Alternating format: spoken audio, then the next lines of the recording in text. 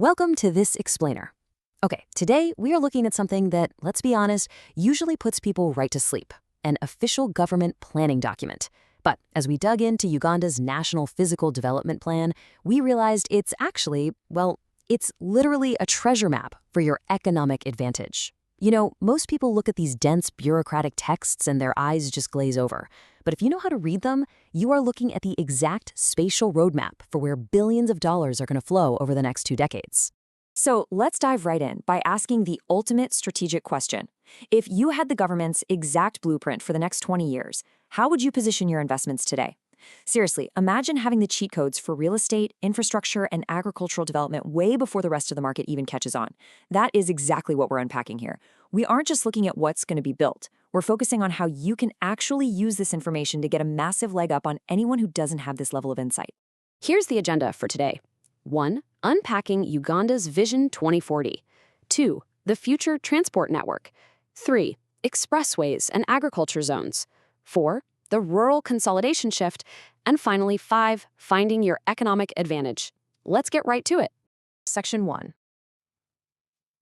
Unpacking Uganda's 2040. Decoding the master plan. Now, historically speaking, planning in Uganda really just started with setting up basic administrative centers. But this new document, the National Physical Development Plan, or NPDP, it's an entirely different beast. It is the very first overarching framework that directly links physical land use to wealth creation. Think about that for a second. The government is literally organizing the physical layout of the entire country around the economic pillars of Vision 2040. On paper, they are telling us exactly where the wealth-creating activities are going to be geographically located. And it turns out the government isn't just sitting back and letting a massive urban population boom happen passively by 2040. No, their explicitly stated goal is to modernize through a strong industrial sector, specifically focused on adding value to existing natural resources. So what does this actually mean for you? Well, it means if you own land, if you run businesses or handle supply chain logistics in these targeted industrial value-add sectors, you are standing directly in the path of progress. The government actively wants to help you grow because your growth is what fulfills their master plan. Moving on to Section 2, the Future Transport Network, Connecting the Wealth. If you try to read the source text on this, I warn you, it reads like absolute alphabet soup. MRT, BRT, LRT. But let's translate that into plain English. It just means the government is planning heavy rail and dedicated bus lanes to completely redevelop the city centers and their surrounding metro areas.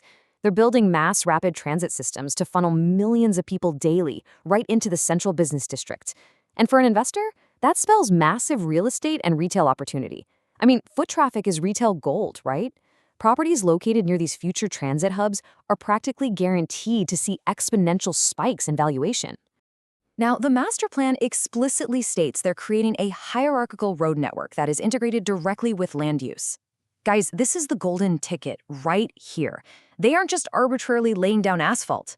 They are literally linking commercial zoning directly to these new urban freeways and major arterial roads. In other words, they are telling you exactly where the future high-value commercial and industrial real estate will be zoned. If you know where the urban freeway off-ramp is planned for the future, you know exactly where tomorrow's logistics hub needs to be built today. Section 3. Expressways and agricultural zones, the corridors of commerce. The plan pushes this concept of regional balanced growth. And to pull that off, they're superimposing international expressways onto the existing highway systems. But here is the real secret sauce. The location of these new urbanization zones is being coordinated specifically with the distribution of agricultural clusters. So while everyone else just sees a new highway being built, you need to see a planned economic corridor that directly links raw farming output to new international export routes. If you operate in agricultural processing, these intersections are your absolute prime targets. You want to be the person who owns the warehouse right at that exact spot, where the new farm road meets the international expressway. Section 4. The Rural Consolidation Shift, Reshaping the Landscape. According to the planning documents, a staggering 82% of the population is currently impacted by inefficient rural sprawling.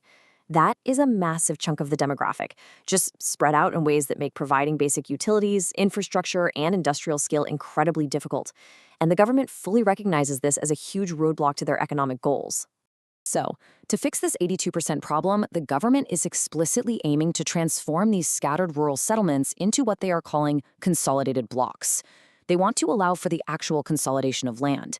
This is a massive, flashing neon hint for investors. The government wants land aggregation. They want to move away from these small, sprawling plots and shift toward consolidated blocks that can actually support large-scale industrialization and value addition to natural resources. If your business model involves land aggregation, commercial farming, or rural industrialization, the regulatory winds are about to blow strongly in your favor. And the precise boundaries for all of this, they are being defined by regional and local governments right now, which means the time to start paying very close attention to those local zoning boards is today. Section 5. Finding your economic advantage, the treasure map. All right, if you want a serious economic edge over the folks who haven't tuned into this explainer, you need to align your capital with these exact steps to front-run the government's infrastructural spending. Step 1. Track those international expressways. Do not look at where the roads are today.